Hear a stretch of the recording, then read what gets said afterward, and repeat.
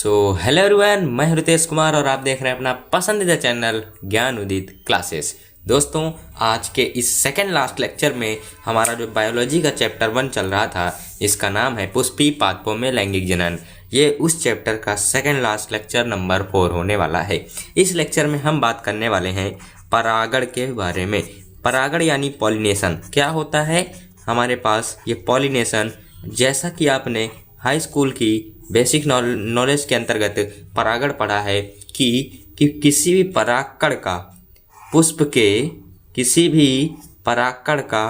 के वर्तिकाग्र पर बाह्य कारक द्वारा आना ही यह प्रक्रिया परागण कहलाती है। ये क्या है? ये हमारा पराग कण है। और ये जहाँ पे ये वाला हिस्सा है, ये हमारा पुष्प का वर्तिकाग्र वाला हिस्सा है। ये हमारा होता है अंडाशय, हमारा नहीं पुष्प का। क्लियर? और ये वर्तिका है।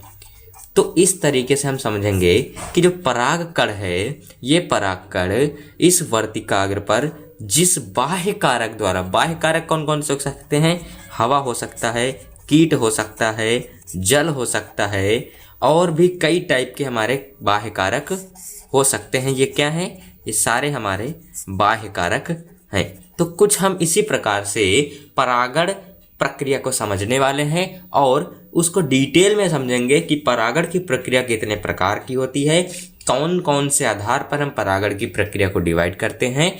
तो अब हम उस चीज को डिटेल में क्लियर करते हैं, आपके सामने रखते हैं और बेहतरीन तरीके से समझेंगे। होप आपको आज की क्लास का ओवरव्यू अच्छे से क्लियर हो गया होगा। तो आइए स्टार्ट करते हैं परागण। तो देखिए, अब हम समझते हैं परागण क्या होता है। देखिए, परागण को इंग्लिश में बोलते हैं पॉलिनेशन। क्या बोलते हैं? पॉलिनेशन।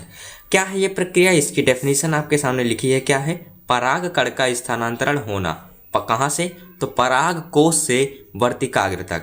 मतलब पराग कण जब पराग कोश से निकलता है, कहाँ तक जाता है? वर्तिकाग्र तक। और किसके माध्यम से जाता है? बाह्य कारक के माध्यम से। तो उस प्रक्रिया को ही हम पॉलिनेशन यानी परागकण कह देते हैं। अब देखिए, यहाँ पर एक डायग्राम बना हुआ है आपको समझाने के लिए, जैसा कि अभी हमने यहाँ पर आपको बताया वैसा ही डायग्राम बना हुआ है। ये हमारा पुष्प का फीमेल वाला पार्ट है और ये हमारा पुष्प का मेल वाला पार्ट है। ये हमारा परागकोश होता है, ये तंतु होता है। आपको सारे नाम हमने अच्छे तरीके से बता दिए हैं। परागकोश। अब इसी परागकोश में लघु बीजाणुधानी होती है, जिसमें परागकण यानी लघु बीजाणुओं का फॉर्मेशन होता है। अब उनका यानी परागकणों का वर्तिकाग्र तक पहुंचना। अब यहाँ पे इस वाले से दिखाया गया कि ये परागकण यहाँ पर वर्तिकाग्र पर जा रहे हैं। इस वाले से परागकोश यहाँ है और इस परागकोश से जो ये जा रहे हैं, यही हमारे हैं परागकण। ये परागकण इस वर्तिकाग्र तक पहुंच रहे हैं। यही प्रक्रिया हमारी क्या कहला रही है? परागण कहला रही है। तो देखिए, टाइप्स ऑफ पॉलिनेशन, परागण के प्रकार हम 2 टाइप से इनको डिवाइड करते हैं। कैसे डिवाइड करेंगे कि परागकण कौन से पौधे में जा रहा है, कौन से पौधे के पुष्प में जा रहा है, बस इसी आधार पर हम इसको डिवाइड कर देते हैं। देखिए, अगर परागकण एक ही पौधे के 2 अलग अलग पुष्प हैं, एक पौधे में 2 अलग अलग पुष्प हैं और एक पौधे में एक ही पुष्प है। आप समझिएगा परागकण कैसे होता है, परागण कैसे होता है। स्वपरागण क्या होता है? 2 टाइप से हमने बताए। स्वपरागण यानी सेल्फ पॉलिनेशन, परपरागण यानी क्रॉस पॉलिनेशन। स्वपरागण, ध्यान समझिएगा, स्वपरागण का मतलब क्या होता है कि एक ही पादप के फूलों के बीच इस परागण हो। एक पादप हो और उसी के फूलों के मध्य परागण होता है, तो उसे हम स्वपरागण कहते हैं। अब देखिए, अब मान लीजिए एक कोई पादप है, इसमें ये पुष्प है, इस पुष्प के परागकण इसी पुष्प के वर्तिकाग्र पर अगर चले जाते हैं, तो ये हमारा स्वयुग्मन कहलाता है।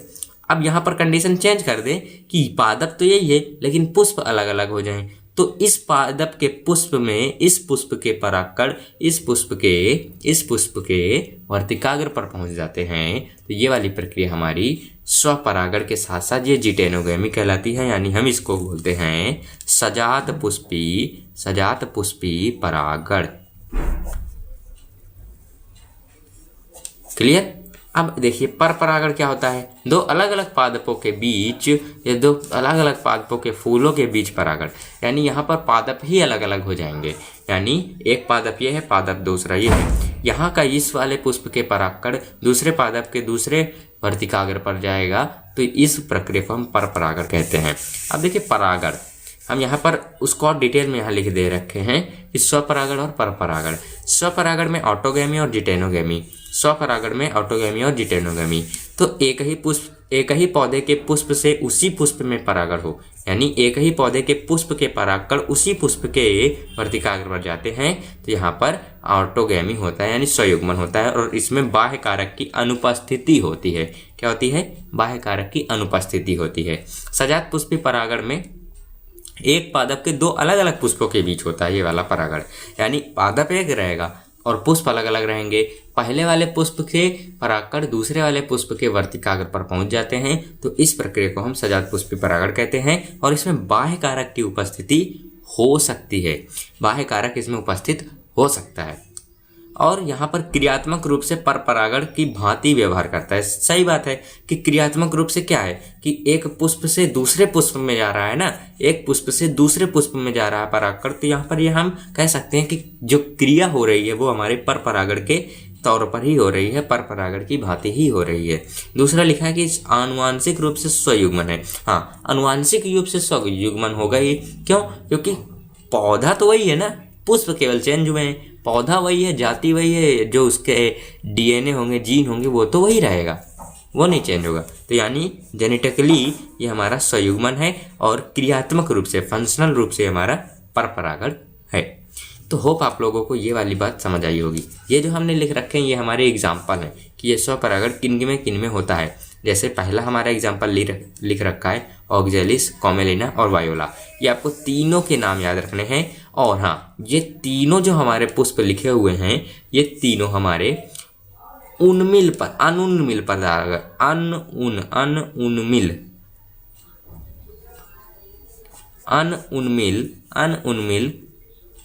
अनउन्मिल फ्लावर होते हैं, अनउन्मिल पुष्प हैं।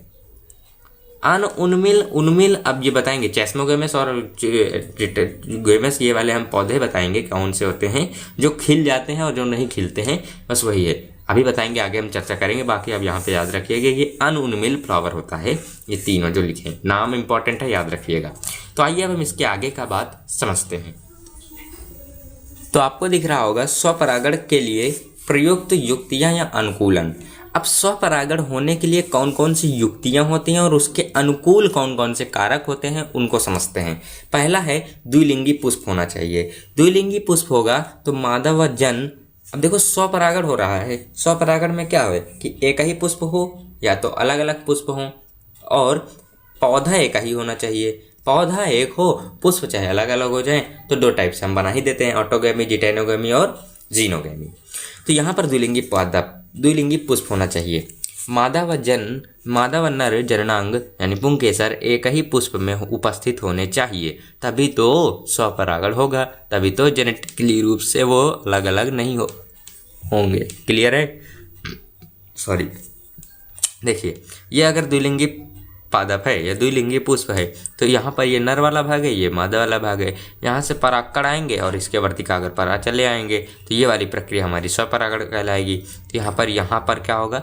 स्वपरागण उपस्थित हो जाएगा। अब अलग अलग अगर पुष्प हैं, यानी पुष्प अलग अलग हैं और एक में हमारे पास नर है और एक में क्या मादा वाला भाग है, तो यहाँ पर ये अलग अलग पुष्प हैं और अलग अलग हो सकते हैं, पादप में उगे हों। अब यहाँ पर इसका परागकण इसमें वर्तिकाग्र पर जाता है, ये मेल अलग है फीमेल अलग है, यानी यूनिसेक्सुअल है, यानी एक लिंगी पादप है, तो वहाँ पर स्वपरागण अनुपस्थित होगा। दिस काइंड ऑफ परागण इज परपरागण। यहाँ पर स्वपरागण ना होकर के क्या होगा? परपरागण होगा। क्लियर? नीचे आइए, दूसरा जो हमारा है फैक्टर, दूसरा फैक्टर हम यहाँ पे देखते हैं। दूसरा है हमारे पास समकाल परिपक्वता, यानी नर जननांग और मादा जननांग एक साथ ही एक समय पर ही परिपक्व होने चाहिए, यानी एक साथ ही परिपक्व होंगे तभी वो हमारे समकाल परिपक्वता, यानी तभी वो हमारे क्या कहलाएंगे? क्या करेंगे? स्वपरागण करेंगे। अब एक साथ का मतलब समझिए। मान लीजिए अगर कोई पुष्प है जिसमें हमारा नर भाग बहुत देर में यानी अभी अभी वो जल्दी जल्दी ग्रोथ कर रहा है, और जो मादा वाला भाग है स्त्री केसर वो बहुत धीरे धीरे ग्रोथ कर रहा है। तो ऊपर वाला यानी नर वाला भाग जो बहुत ज़्यादा बड़ा हो जाएगा, और जो वर्तिकाग्र वो छोटी रह जाएगी, यानी फीमेल वाला पार्ट छोटा रह जाएगा। ये बड़ा हो जाएगा, ये छोटा रह जाएगा। तो यहाँ से परागकण इसमें आने के चांसेस बहुत कम रहेंगे, ठीक है। इसलिए हमारा दोनों एक ही समय पर परिपक्व होने चाहिए। देखिए, जो अभी हमने आपको स्वपरागण के 3 लिखे हुए थे, क्या 3 हमने आपको उदाहरण लिखे थे, एग्जाम्पल लिखे थे, बस वही है, ऑक्जेलिस, वायोला और कॉमेलिना। तो ये हमारे 2 प्रकार के पुष्प उपस्थित होते हैं। अब यहाँ पर पुंकेसर और स्त्री केसर देखिए साथ साथ दोनों की हाइट लगभग बराबर, तो यहाँ से यहाँ तक चले जाएंगे क्या परागकण। ये हमारा है समकाल परिपक्वता का डायग्राम। अब यहाँ पर ये जो हमने एग्जाम्पल लिखे हैं, ये 2 प्रकार के पुष्प उपस्थित होते हैं। कौन कौन से, हमने आपको नाम अभी पहले ही बताए, उन्मिल परागी पुष्प और अनुन्मिल परागी पुष्प। अब देखिए दोनों के पॉइंट समझिए, उन्मिल और अनुन्मिल का मतलब क्या होता है। पहले हम समझते हैं उन्मिल। तो उन्मिल परागणी पुष्प वह पुष्प जो सामान्य पुष्प की भांति तो है, मतलब वह पुष्प जो सामान्य पुष्प की भांति है, ओपन फ्लावर, यानी खुला हुआ जो पुष्प खिलते हैं उन्हें हम उन्मिल परागण कहते हैं, खिलने वाले पुष्प। आप ऐसे आराम से लिख सकते हैं। नेक्स्ट पॉइंट है अनावृत परागकोश और वर्तिकाग्र, यानी जो वर्तिकाग्र है और परागकोश वो अनावृत होने चाहिए। अनावृत का मतलब समझते हैं, उसमें कोई बाहरी आवरण नहीं होना चाहिए इसमें परागकोश और वर्तिकाग्र में, ताकि ये वाले परागकोश से जो परागकण है वो निकले और वर्तिकाग्र पर आ जाए, चिपके। परागकोश और वर्तिकाग्र दूर दूर होते हैं। अब यहाँ पर परागकोश और वर्तिकाग्र जब पुष्प जो है वो खिल जाता है तो उसके अंदर वाले पार्ट थोड़ा दूर तो हो ही जाते हैं ना। अगर हम कंपैरिजन करें कि बंद है, तो बंद वाले पुष्प के कंपैरिजन यानी अपेक्षा, तो जब खुल जाएगा तो उसके अंदर जो मटेरियल भरा होगा, मटेरियल का मतलब है जो पुष्प के 2 भाग नर और मादा वाले भाग हैं, तो अलग अलग दूर दूर हो जाएंगे। तो बस वही पॉइंट यहाँ पे लिखा हुआ है। इसमें सदैव संयुग्मन नहीं होता। अब यहाँ पे ये बात एकदम करेक्ट लिखी है कि ये संयुग्मन है, यानी एक ही पुष्प के, एक ही पादप के एक ही पुष्प में उपस्थित जो नर भाग है, यानी उपस्थित जो नर भाग के परागकण हैं वो वर्तिकाग्र पर चिपके। ये सामान्यता तो नहीं हो सकता ना, ये संयुग्मन नहीं होता। सदैव का मतलब समझते हैं ना, हमेशा नहीं होगा। भले ही 1-2 चांस हो सकते हैं तो हो जाए, पर हमेशा नहीं होगा, क्योंकि जब पुष्प खिल जाता है तो बाहर वाले परागकण भी आकर के उसको परागित कर सकते हैं। नेक्स्ट लिखा है इसमें परागण हेतु बाह्य कारक की आवश्यकता होती है। सिंपल सी बात है, जब खिलेगा तो बाहर के परागकण तो आ ही जाएंगे ना। नेक्स्ट हमारा है इसी टाइप का, इसका बिल्कुल विपरीत है उन्मिल। का यहाँ पर अन का मतलब होता है अपोजिट ना, तो उन्मिल यानी खिलने वाला और अन मतलब ना खिलने वाला। यहाँ पर लिख सकते हैं ना खिलने वाले पुष्प। तो ये जो आपको हमने एग्जाम्पल लिखे थे वो हमारे अनुन्मिल के हैं। वह पुष्प जो खिलते नहीं है, खुलते नहीं है, खिलते नहीं है, बात वही है। अनावृत परागकोश और वर्तिकाग्र। अब जब कोई भी पुष्प खिलेगा नहीं तो उसके ऊपर तो एक आवरण ऑलरेडी लग गया ना, तो यहाँ पर ये भी पॉइंट सही है। परागकोश व वर्तिकाग्र पास पास होते हैं, बिल्कुल सही बात है। अगर हमारा पुष्प खिलेगा ही नहीं तो उसके अंदर जो परागकोश और वर्तिकाग्र में पास पास तो रहेंगे ही। फिर क्या लिखा है, सदैव संयुग्मन परागण होता है। हाँ बिल्कुल है कि अगर पुष्प खिलेगा नहीं तो बाहर से कोई परागकण तो आ नहीं सकता ना यहाँ पर। तो अंदर जो है हमारा परागकण, अंदर वाला उसी का जो संयुग्मन होता है उसमें उसी पुष्प के उसी परागकण के उसी पुष्प के उसी वर्तिकाग्र पर जाता है। तो यहाँ पर ये हो सकता है सदैव होता है, सदैव यहाँ सदैव नहीं होता है। यहाँ पर इसमें परपरागण हेतु बाह्य कारक की आवश्यकता ही नहीं होती है, या यूं कहें इसमें परपरागण होता ही नहीं है। इसलिए ये पॉइंट भी एकदम क्लियर है। होप आप लोगों को ये दोनों बातें अच्छे से क्लियर होंगी। आइए हम इसके आगे वाली बात देखते। तो आइए हम समझते हैं परागण के कारक कौन कौन से होते हैं, यानी जो हमने बाह्य कारक के नाम लिए उनके आधार पर हम परागण को डिफाइन करते हैं। तो सबसे पहले हमारा अजीवी कारक यानी एबायोटिक कारक होते हैं। कुछ कारक ऐसे होते हैं जिनमें जीवन नहीं होता है और कुछ कारक ऐसे होते हैं जिनमें जीवन होता है, जीवी कारक और अजीवी कारक। तो हमने इन 2 आधार पर यानी जीवन के आधार पर हमने इन दोनों को बांट दिया कारकों को। अब इसी आधार पर हम क्या बताएंगे, परागण। देखिए जो अजीवी कारक हैं, जैसे 2 प्रकार का परागण होता है। जैसे अजीवी में वायु परागण होता है, जल परागण होता है। ठीक है, वायु परागण भी होता है और जल परागण भी होता है। अब यहाँ पर आपको लिखा होगा कि पादप अधिक संख्या में परागकण का निर्माण करते हैं इस स्थिति में। कौन सी स्थिति में? अजीवी परागण में। अजीवी अगर कारक होगा तो पादप जो है अधिक संख्या में परागकणों का निर्माण करेगा। फिर परागकण या परागण के लिए कम पादप ही इसे उपयोग में लाते हैं। यानी जो परागण की प्रक्रिया होती है इस टाइप के कारकों के द्वारा, वहाँ पर बहुत ही कम ऐसे पादप हैं जो इस टाइप के कारकों का यूज़ करते हैं परागण की प्रक्रिया को कंप्लीट करने में। परागण की संभावना कम होती है। जब यहाँ पर ये वाला पॉइंट लिखा है तो ये पॉइंट तो ऑटोमेटिक बन जाएगा ना कि जब उपयोग में कम लाते हैं तो परागण की संभावना भी कम होती है। मतलब अब अच्छा, इसका पॉइंट एक तरीके से और समझ सकते हैं कि जल और वायु, अब बहुत सारे हमारे पास क्या फॉर्मेशन होने चाहिए। अब ये तो अजीब है ना, तो जल तो किसी भी दिशा में बह सकता है और पादप के पुष्प बहुत अलग अलग दिशाओं में होते हैं। तो किसी भी दिशा, मान लीजिए कि इस दिशा में, ध्यान से समझिएगा, मान लीजिए यहाँ पे देखिए, अभी हमने बताया था, मान लीजिए यहाँ पर हमारा पुष्प है और हमारी हवा इस तरीके से चल रही है, इस तरीके से पुष्प हमारा ये है, ठीक है, और इसमें यहाँ पर ये हमारा पुष्प का परागकोश है, यहाँ से बन रहे हैं परागकण। क्या बन रहे हैं? परागकण। हवा हमारी इस तरफ से चल रही है, हवा, ठीक है, अजीवी कारक है ना हवा, तो परागकण यहाँ बन रहे हैं और वर्तिकाग्र हमारी इस दिशा में है, वर्तिकाग्र हमारी इस दिशा में है। तो क्या इस दिशा में परागकण तो हमारे इधर जाने चाहिए ना, तो इधर ना जा करके इधर भाग रहे हैं। तो मतलब इसकी संभावना बहुत कम होती है, इस टाइप के परागण के होने की संभावना बहुत कम होती है, ना के बराबर होती है, ऐसे लिखिए, होती ही नहीं है, बहुत कम होती है। इस तरीके से क्लियर हो, आप लोगों को ये वाला पॉइंट बहुत ही अच्छे तरीके से क्लियर हो गया होगा। अब देखिए जो नेक्स्ट पॉइंट था हमारा जीवी कारक। जीवी कारक में अधिकांश पादप जीवी कारक के द्वारा परागण करते हैं। अब बहुत सारे ऐसे पादप होते हैं जो जीवी कारक, अच्छा जीवी कारक के द्वारा ही क्यों होता है और इसकी संभावना ही अधिक क्यों होती है? देखिए जो जीवी कारक होते हैं, जीवी का मतलब कीट, कीट जो होते हैं आकर्षित होते हैं पुष्पों की तरफ। क्यों आकर्षित होते हैं? जैसे मधुमक्खी के हम एग्जांपल ले लेते हैं, मधुमक्खी अपना छत्ता बनाती है शहद का, तो छत्ते बनाने के लिए उसको मकरंद की जरूरत होती है। मकरंद यानी जो पुष्प में उपस्थित खुशबूदार पदार्थ होता है, उससे मकरंद वहाँ से कलेक्ट करती है और कलेक्ट करने के बाद अपना छत्ता बनाती है।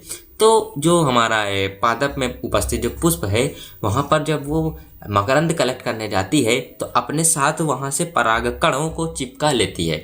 अब दूसरे पुष्प में जाएगी तो वहाँ पर उपस्थित जो वर्तिकाग्र है उसमें छोड़ देगी। तो कुछ इस तरीके से हमारा क्या चलता है, परागण की प्रक्रिया चलती है। तो इसलिए ये मतलब बहुत सारे कीट होते हैं ना, तो इसलिए ये हमारे परागण की संभावना ज़्यादा होती है और जीवी कारक द्वारा ये परागण होता है। जीवी कारक में जैसे हमने एग्जांपल दिया आप लोगों को कीट। अब देखिए अजीवी कारक द्वारा परागण। अजीवी कारक में हमने वायु परागण देखा और जल परागण देखा। जल परागण और वायु परागण ध्यान से समझिए। वायु परागण में एग्जाम्पल हम घास का देखते हैं। सबसे सामान्य प्रकार का परागण होता है हमारा कौन सा, वायु परागण। अब इसमें सबसे पहली बात, अब वायु परागण होने के लिए कौन कौन सी बातें महत्वपूर्ण हैं वो हमारे पास यहाँ पर आपके सामने लिखी हुई हैं। सबसे पहली बात, पॉलिन ग्रेन हल्के और न चिपकने वाले होने चाहिए। अच्छा, वायु परागण में पॉलिन ग्रेन हल्के और ना चिपकने वाले होने चाहिए। मतलब अगर हल्के परागण होंगे, हल्के परागकण होंगे तो वायु के साथ आसानी से उड़ जाएंगे। और ना चिपकने वाले का मतलब है कि किसी दूसरे से ना चिपके, यानी अगर हवा चल रही है तो किसी दूसरे से ना चिपके, सीधे चिपके तो वर्तिकाग्र से ही चिपके। अब वर्तिकाग्र पर एक ऐसा सब्सटेंस या पदार्थ पाया जाता है जो परागकणों को चिपकाता ही है, उसका काम है यही होता है। नेक्स्ट पॉइंट आपके सामने लिखा है पुंकेसर। पुंकेसर अनावृत पुंकेसर नहीं होने चाहिए। अनावृत का मतलब होता है कि आवरण ना लगा हो पुंकेसर के मध्य, तभी तो वहां से परागकणों को उड़ा के ले जाएगी वायु। दूसरा हमारे पास है वर्तिकाग्र, बड़ी व चिपचिपी होनी चाहिए। वर्तिकाग्र जो है वो बड़ी होगी तो हमारे पास परागकण, अब देखिए परागकण आसानी से चिपक जाएंगे। मतलब क्या है, अगर लैंडिंग स्थल हमारा बहुत बड़ा होगा तो बहुत सारे जो व्हीकल हैं, वाहन हैं, वो वहाँ पे क्या कहते हैं लैंड कर सकते हैं ना व्हीकल। हमारे एरोप्लेन अगर बहुत बड़ा हमारा एयरपोर्ट बना हुआ है तो वहाँ पर कई सारे हमारे एयरप्लेन्स लैंड कर सकते हैं। बस वही वाला कंसेप्ट है कि अगर हमारी वर्तिकाग्र चिपचिपी और बहुत बड़ी होगी तभी तो बहुत सारे हमारे पास परागकण उस चिपचिपी वर्तिकाग्र से चिपक सकते हैं। नेक्स्ट पॉइंट है बीजांड। प्रत्येक अंडाशय के अंदर एक बीजांड होता है, ये तो हमको पता ही है, ये कोई अलग से पॉइंट नहीं है। नेक्स्ट है इनमें बहुत से पुष्प एक पुष्पक्रम में लगे होते हैं। हाँ, अच्छी बात है, बहुत से पुष्प एक ही पुष्पक्रम में लगे होने चाहिए, क्लियर बात है। इनमें फूंदे उपस्थित होती हैं। फूंदे यानी जैसे भुट्टा, भुट्टा समझते हैं, भुट्टे में बहुत सारे रेशे होते हैं ना, तो उन्हें हम फूंदे कहते हैं, टेसल्स। वर्तिकाग्र एवं वर्तिका से बने होते हैं और इनमें एग्जाम्पल हमने दिया है कॉर्न यानी भुट्टे। अब हम देखते हैं जल परागण। देखिए, जल परागण बहुत कम पौधों में उपस्थित होता है और कुल 30 वंशों में उपस्थित होता है, और उनमें से ये 3 इतने इम्पोर्टेंट हैं कि अब मैं क्या बताऊं, हर वर्ष इससे क्वेश्चन आता ही आता है। इन तीनों के नाम आपको याद रखने हैं, वेलेस्नेरिया, हाइड्रिला और जोस्टेरा। ये तीनों नाम आप लोगों को ध्यान में रखने हैं। जैसे कि अभी हमने पढ़ा अजीवी कारक द्वारा परागण, जिसमें हमने वायु परागण और जल परागण पढ़ा। अब हम पढ़ेंगे जीवी कारक द्वारा परागण। इसमें जो होता है हमारा पुष्प, वहाँ पे हमने कुछ कंडीशन पढ़ी, यहाँ पे कुछ पढ़ लेते हैं। पुष्प जो है बड़े खुशबूदार और रंग युक्त पोषण युक्त होने चाहिए। अच्छा, क्यों होने चाहिए? बड़े होने चाहिए, तभी तो दूर से दिखेगा कीटों को। खुशबूदार होने चाहिए, अगर खुशबू अच्छी आएगी तभी तो कीट वहाँ पे आकर्षित होंगे। रंग अच्छा होगा तो अच्छे जो हमारे कीट होते हैं हम लोग आकर्षित होते हैं। पोषण युक्त होने चाहिए, यानी अगर उसमें मकरंद होगा तभी तो वहाँ पर जो कीट है वो जाएगा और अपना शहद को कलेक्ट करेगा। फिर हमारे लिखा है कि एमोरफेलस, ये अंडे देने हेतु स्थान देता है। ये वाला जो हमारा क्या है, ये पुष्प का नाम है। ये अंडे देने हेतु स्थान होता है और इसमें युक्का पादप आता है। युक्का यानी मौत। युक्का का मतलब होता है अंडे देने का स्थान देता है ये, और पोषण देना इसका काम होता है। मौत क्या होता है? युक्का का परागण, यानी मौत का काम है युक्का का परागण कराना। ठीक है, मौत जो है युक्का का परागण कराता है। कैसे? क्योंकि युक्का में अंडे देने का स्थान होता है और ये पोषण देता है, तो इसलिए यहाँ पे युक्का आता है, मौत आता है और अपना इसके द्वारा परागण कर देता है। अब देखिए बहिजनन युक्तियाँ। अच्छा, बहिजनन युक्तियाँ का मतलब ये है कि स्वपरागण ना होने की युक्तियाँ, स्वपरागण नहीं हो, इसके लिए हम कौन कौन सी बातें कर सकते हैं, कौन कौन से काम अपनाए जा सकते हैं, कौन कौन सी विधियां हम यूज में ला सकते हैं, तो वहाँ पर यहाँ पर हम देखते हैं। पहला हमारा पॉइंट है स्वबंधता, यानी सेल्फ स्टेरिलिटी। यहाँ यह स्वयं के परागकण का अंकुरित नहीं होने देगा, यानी इस स्थिति में जो स्वयं के परागकण हैं वहाँ पे जो परागनलिका का फॉर्मेशन होता है वो ना हो, ये हमारा स्वबंधता में होता है, नहीं होता है। एक लिंगी का मतलब समझते हैं? एक लिंगी मतलब पुष्प जो है वो एक लिंगी होना चाहिए। इसमें नर पुष्प होगा जो कि दूसरे मादा पुष्प के वर्तिकाग्र पर अपना परागकण छोड़ेगा, जो कि यह पर परागण का उदाहरण है। सिंपल, तो हमारा पर परागण हो जाएगा, स्वपरागण नहीं होगा। सिंपल। विषमकाल वर्तिकाग्रता, देखिए अगर वर्तिकाग्र विषम काल में, यानी हमारा जो पुंकेसर है ये छोटा रह जाए और विषम काल का मतलब वर्तिकाग्र बहुत ज़्यादा बड़ी हो जाए या छोटी हो जाए, तो दोनों स्थितियों में अगर यहाँ से ऐसे निकलेगा, यहाँ से परागकण अगर निकलेंगे तो ऊपर तक नहीं पहुँच पाएंगे, यहाँ से निकलेंगे तो सीधे निकल जाएंगे वायु या कीटों द्वारा, इसमें नहीं आ पाएंगे। तो इस तरीके से हम स्वपरागण को रोक सकते हैं। फिर इसी प्रकार हम दूसरा टाइप बना सकते हैं, क्या? विषम काल परिपक्वता, यानी दोनों ही अलग अलग समय पर क्या हो, परिपक्व हो। नर अथवा मादा पुष्प में कोई एक जल्दी ही परिपक्व हो जाता है इस अवस्था में। कैसे? समझ लेते हैं। हमने आपको बता ही दिया कि अगर यहाँ पर ये छोटा रह जाए, ये बड़ा हो जाए, या फिर ये बड़ा हो जाए, ये छोटा रह जाए, तो दोनों ही अवस्था में होता है। अगर मान लीजिए स्त्री पूर्णता, अगर मादा जल्दी विकसित हो जाए, मादा वाला भाग अगर जल्दी विकसित हो जाता है तो इसको हम बोलते हैं स्त्री पूर्णता, यानी प्रोटोगैनी। ठीक है, जहाँ पर भी गायनी शब्द आ जाए तो मान लीजिए फीमेल से रिलेटेड है। फिर आ जाता है नर जल्द विकसित हो जाता है, यानी इसमें नर अगर जल्दी विकसित हो जाता है तो उसको बोलते हैं प्रोटोटेनिटी यानी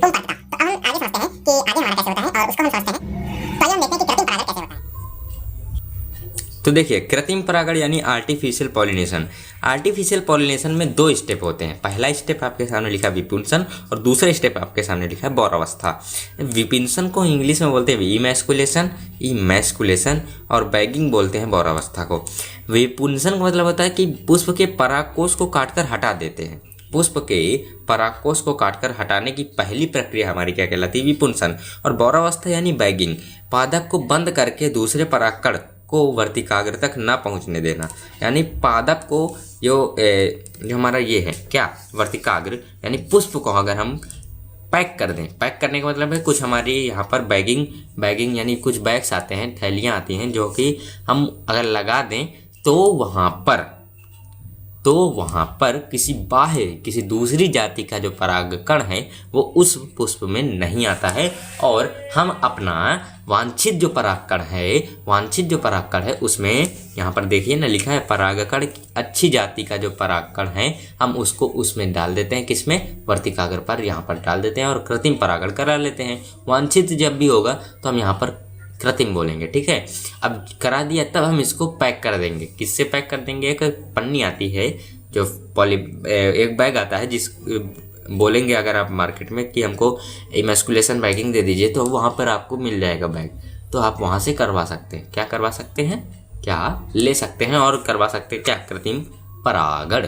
तो होप आप लोगों को कृत्रिम परागण भी क्लियर हो गया होगा। यहाँ पर हमने आपको परागण कितने टाइप के होते हैं ये सारी बातें अच्छे से बता दी हैं, एग्जाम्पल भी बता दिए हैं। अब हम परागण हो गया है उसके बाद जो होने वाली स्थिति है उसको समझते हैं। तो देखिए अभी तक हम क्या कर रहे थे, सबसे पहले हमने तैयार किया मेल पार्ट को, फिर हमने तैयार किया फीमेल पार्ट को, फिर फीमेल और मेल पार्ट को हमने क्या करा दिया, आपस में फर्टिलाइज यानी शादी करा दी।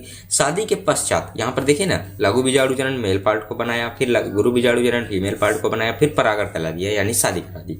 अब शादी के बाद होने वाली जो शादी अभी हुई नहीं है बेटा, अभी शादी हुई नहीं, शादी के लिए हमने रस्में जो होती है ना, रस्म है एक तरीके से परागण। अब शादी के लिए हम प्रेरित कर रहे हैं आगे। तो देखिए परागकण जब वर्तिकाग्र पर आ जाता है तब क्या होता है, ये परागकण परागनलिका का फॉर्मेशन करता है, परागनलिका अंकुरित होने लगती है। तो क्या होता है, इससे जो परागनलिका है, जो हमारी परागनलिका है, इसको सर्वप्रथम कौन से नामक वैज्ञानिक ने देखा था? तो कौन से नामक वैज्ञानिक ने देखा था? तो एमएससी खोज किया गया परागनलिका की। कि किसने किया? तो एमएससी नामक वैज्ञानिक ने खोज की किसकी? परागनलिका की। अब यहाँ पर ऐसा कुछ स्ट्रक्चर आपको बना लेना है। इसके बाद क्या होता है कि इस परागकण के अंदर दो टाइप के हमारे नर केंद्रक होते हैं, नर युग्मक होते हैं। अब यहाँ पर देखिए ये हमारी परागनलिका विकसित हो गई है। यहाँ पर फिलीफॉर्म अपरेटस होते हैं जो कि परागनलिका को अपनी ओर आकर्षित करते हैं और आकर्षित करने पर यहाँ पर आ जाती है। अब क्या होता है, ये हमारे जो दो नरयुग्मक हैं, एक में से हमारे दो नरयुग्मक हैं। अब ये हमारे धीरे धीरे आगे चलने लगते हैं।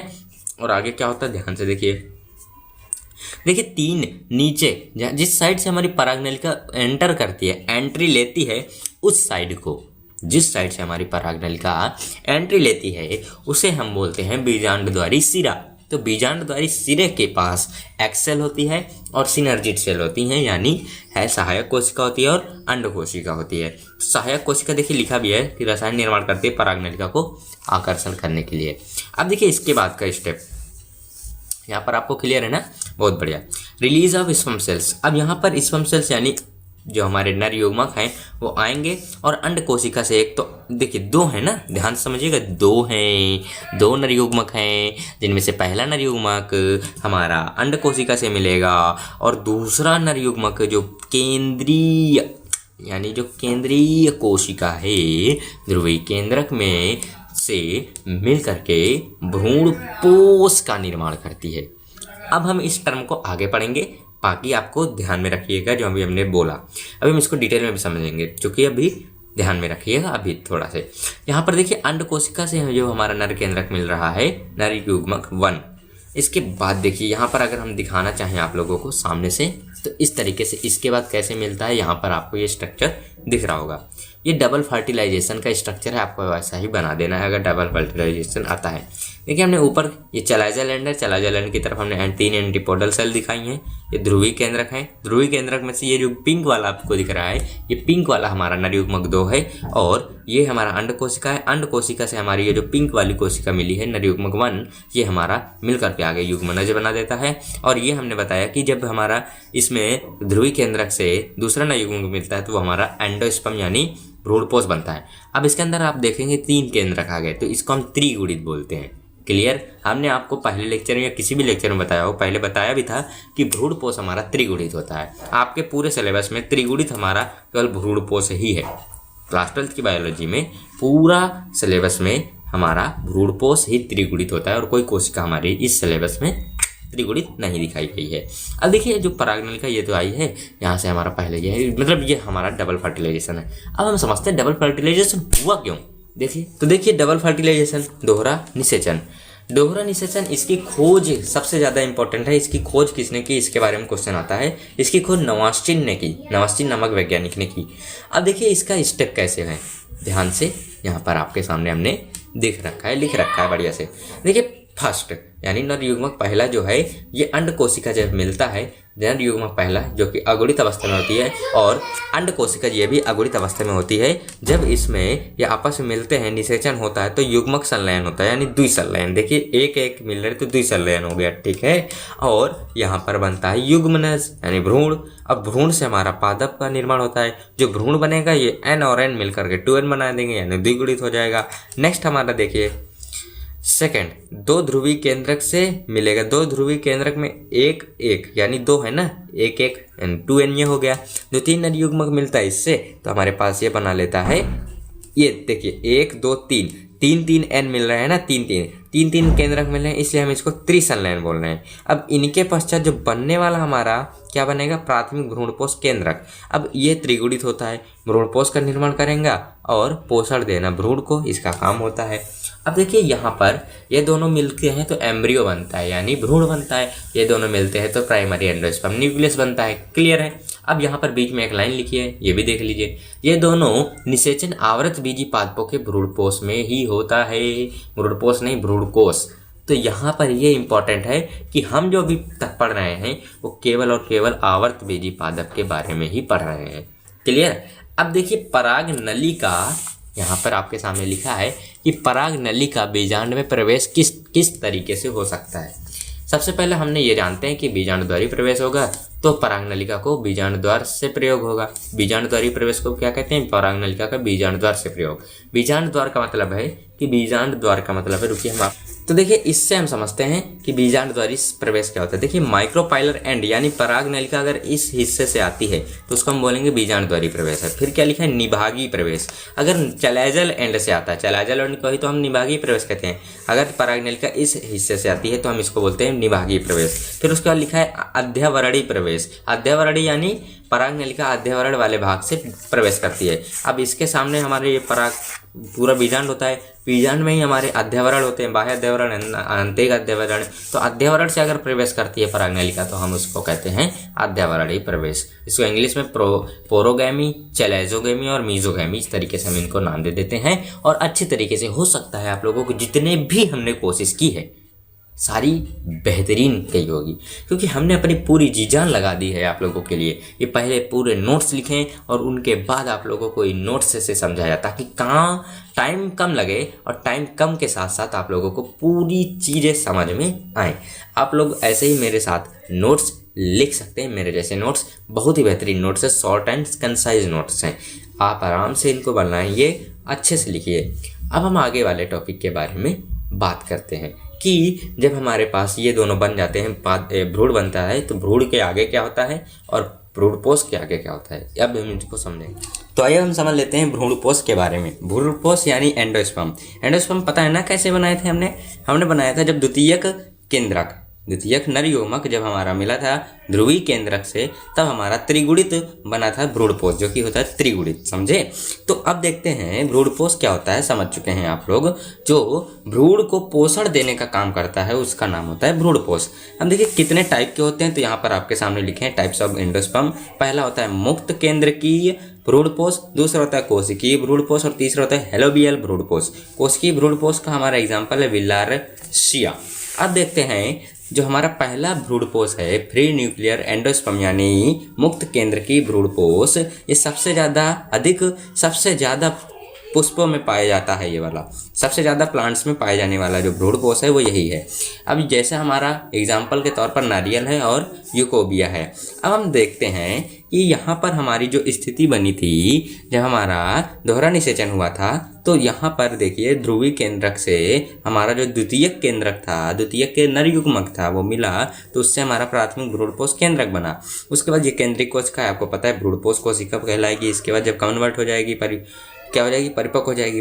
फिर यहाँ पर ये हमारा ये बना हुआ है अंडकोशिका और सिनर्जिड सेल।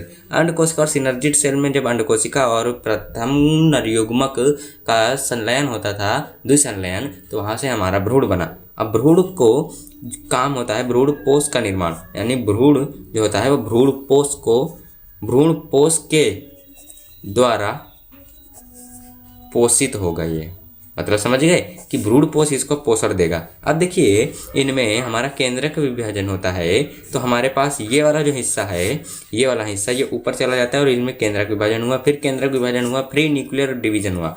मतलब केंद्रकों का विभाजन हो रहा है लेकिन कोशिका द्रव्य का विभाजन नहीं हो रहा है। देखिए साइटोकाइनेसिस, वॉल फॉर्मेशन हो गया। अब यहाँ पर जो आइड साइड, यहाँ पे ये वाले जो केंद्रक बने हैं, ये कोशिकाएं, ये केंद्रक इसके परिधि के साइड चल जाती हैं कुछ इस तरीके से। फिर हमारे पास बीच में कुछ ऐसे बहुत सारे केंद्रक फ्री बचते हैं, फ्री का मतलब मुक्त बचते हैं। तो ऐसे इस टाइप के भ्रूणपोष को हम नाम दे देते हैं फ्री न्यूक्लियाई, यानी मुक्त केंद्रक। अच्छा, इस टाइप के भ्रूणपोष को हम नाम देते हैं फ्री न्यूक्लियर एंडोस्पर्म, यानी मुक्त केंद्रकीय भ्रूणपोष। होप आप लोगों को दिख रहा होगा मुक्त केंद्रकीय भ्रूणपोष। अब दूसरा है हमारा कोशिकीय भ्रूणपोष। तो कोशिकीय भ्रूणपोष में ध्यान से देखिए, यहाँ पे विजिबल है ना, बहुत अच्छी बात है। देखो माइक्रोपाइलर एंड इधर होता है प्राइमरी एंडोस्पर्म न्यूक्लियस, ये होता है, ये हमारा चैलेंजल एंड की ओर होता है, ये माइक्रोपाइलर एंड है। अब इसमें न्यूक्लियर और साइटोकाइनेसिस दोनों होता है। साइटो का मतलब होता है कोशिका द्रव्य का विभाजन, न्यूक्लियर का मतलब होता है केवल केंद्रक का विभाजन। तो देखिए यहाँ पर केंद्रक का विभाजन हुआ और यहाँ पर हमारा साइटोकाइनेसिस यानी कोशिका द्रव्य का विभाजन हुआ। अब यहाँ पर कुछ ऐसे ही कोशिका द्रव्य का और साइटोकाइनेसिस और केंद्रक विभाजन और कोशिका द्रव्य का विभाजन होता है। फिर इस तरीके से हमारा इस तरीके का एंडोस्पर्म बन जाता है।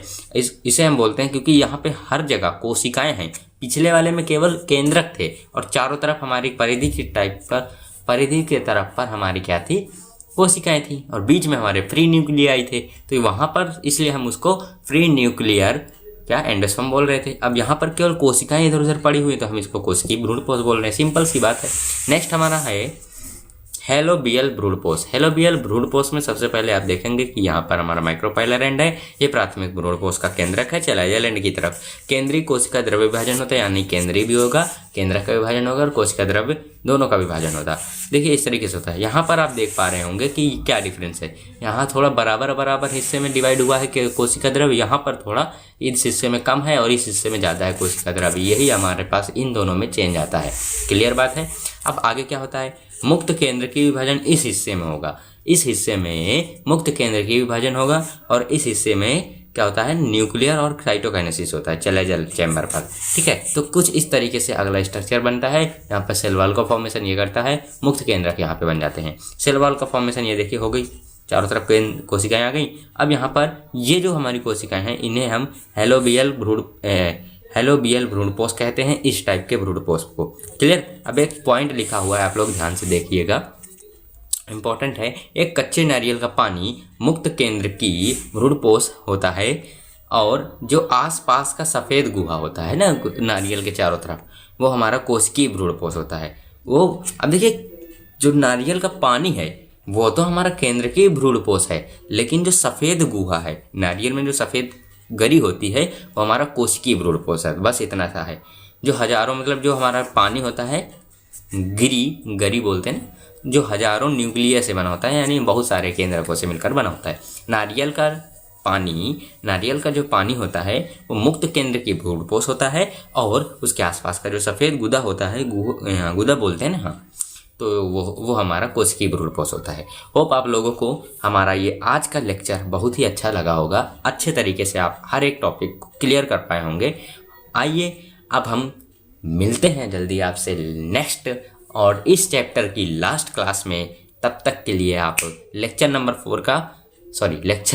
4 का रिव्यू इसी वीडियो के कमेंट बॉक्स में दे दीजिएगा। आपको हमारी तरफ से आज के लिए होमवर्क दे दिए। होमवर्क क्या है आप लोगों के लिए, क्या हम दे रहे हैं? होमवर्क। होमवर्क समझते हैं ना? हाँ, होमवर्क तो भाई देना ही होता है। देखिए होमवर्क में आप लोगों को क्वेश्चन का आंसर देना है कि भ्रूण कोश क्या होता है। भ्रूण कोश क्या है, क्या होता है? नंबर 2 क्वेश्चन, क्वेश्चन नंबर 2, भ्रूण कोश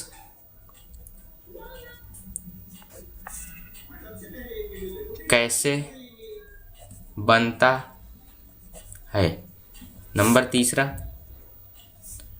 दोहरे निषेचन की खोज किसने की? दोहरे निषेचन की खोज किसने की?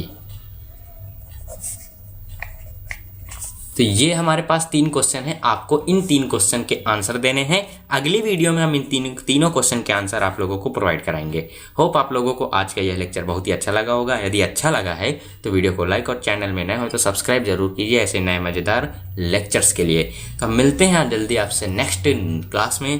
तब तक के लिए जय हिंद, जय भारत। और हाँ, अगर क्लास अच्छी लगी हो तो चैनल को सब्सक्राइब जरूर कर लेना और कमेंट करके ज़रूर बता देना ताकि हमें पता चले कि कहाँ पर आपको प्रॉब्लम आ रही है। जहाँ पर भी प्रॉब्लम है बता देना। सो चलिए मिलते हैं जल्दी आपसे नए वीडियो में। अगर आप इस चैप्टर के अच्छे से हैंड रिटेन यही नोट्स पाना चाहते हैं तो कमेंट करके बताइए, हम आपको नोट्स भी प्रोवाइड कराएंगे। सो मिलते हैं जल्दी आपसे नेक्स्ट क्लास में। तब तक के लिए जय हिंद, जय भारत। और इनके आंसर जो हैं कमेंट करके ज़रूर बताना। ठीक है, बाय।